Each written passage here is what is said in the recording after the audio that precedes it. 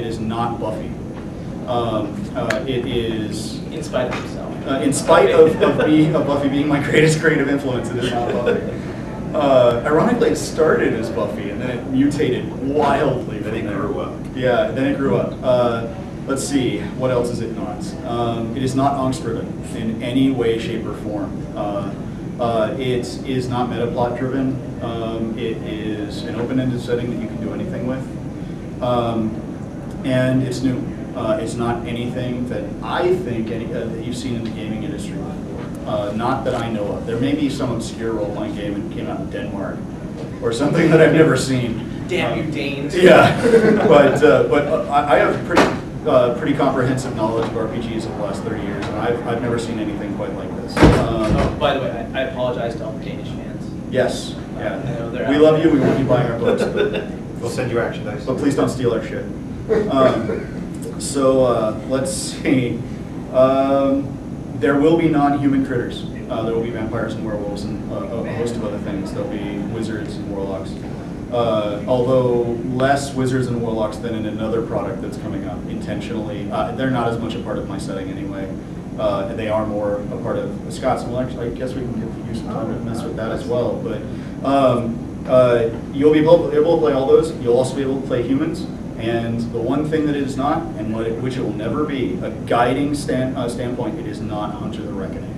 When you play humans in these settings, in this setting, you are a human. You are fighting a vampire, and you have no special powers. Period. And it's really cool. It's going to be different. So.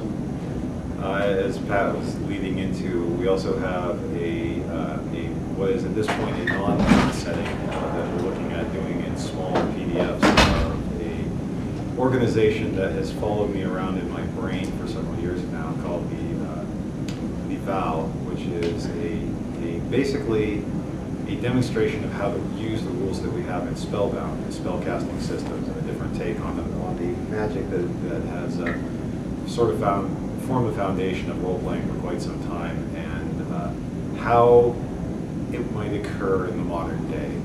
That it presents in Spycraft fashion, a single government organization tasked with keeping magic off the streets, and then followed on with small products and show groups that very much take their magic to the streets. They use it in practical applications that occur to gamers almost immediately. Like, well, charm person in the 20th century, I think I'm now very wealthy.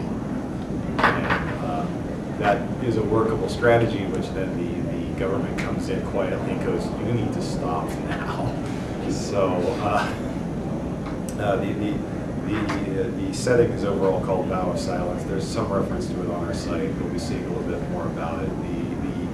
The easiest description for it is Black Ops versus the Black Arts. It presupposes that most magic users are not good people, and therefore it's okay to shoot them.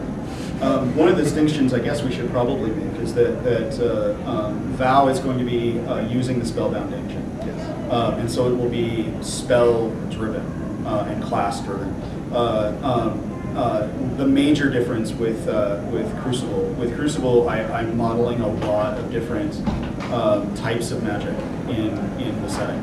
That will be a deviant magic system that does not match Crucible, does not match Spellbound at all. It'll be entirely effects-driven. And since we have campaign qualities as an established tool for setting up your campaign, it remains as simple as for a species is very much a look at the classic Tolkien races. So here's some of the art for your usual set of the usual suspects in most fantasy games. Only again with the dwarf coming out the other side of 1,000 orcs. So I'm actually very much, people were responded very well to the first origin of species, given that it's some really strange stuff that only I would ever care about. Apparently that wasn't true. It's just oh yeah. We're gonna load a few pieces of 10,000 bullets art there.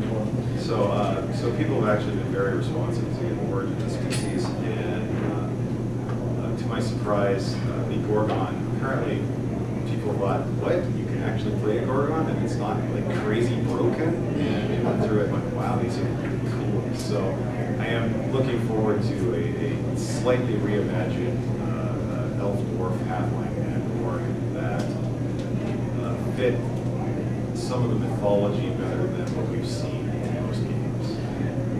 Actually, since we've got a little time, I wanted to ask you guys some questions. So, who's been to the new site? Yay! The post-blue site. Yeah. Probably one or two posts were behind Mr. Anderson. Yeah. He's a hard guy to beat. Yeah. 600 messages now. Yeah. Oh, I'm sure he's got another 400. Yeah. He's probably taking over. He's like, they're not there. Why for him? Yeah. So he's reporting our deaths and arranging to take over the company. Hooray for Australia. Yeah. So let's see. What are your favorite parts of the site? What do you want to see us do with the site? How is it working or not working? Yeah, the wiki seems to have gone over really well. The forums are going over really well. In fact, you can stay logged in between sessions and it doesn't log you out within 10 Man, minutes. that's the reason I chose the software we had. Just because of that feature. when I started posting, it was on a bunch of the Cyberpunk topics, and then I got wordy, and all of a sudden, that's blocked me out. Yeah, I lost a couple of logs. Yes, I apologize. I apologize. Oh, no, that's okay. That's definitely a nice feature, but also seeing the logs and being able to comment on those right away, that's also kind of a good feature. That's it. I love the new blogging feature. You'll notice that I suddenly blog a lot more, and it's just because I love the site so much. Well, I think the community element is something that I've been very impressed about with Crafty fans is they will start a topic and they will stick to the topic and there will be intelligent discussion. You know, you go to any other of a dozen games that are out there and all you see is people getting angry with each other or throwing names about.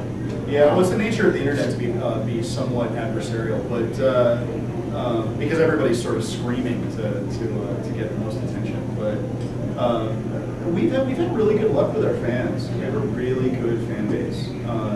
They support each other. They come up with great ideas, and they understand what it is we're trying to accomplish, and they're willing to give us the room to make that happen. So You guys are also really active on the forums, that makes a difference too. Although I have to admit, I'm really happy at this point in the process that a rules question can come up.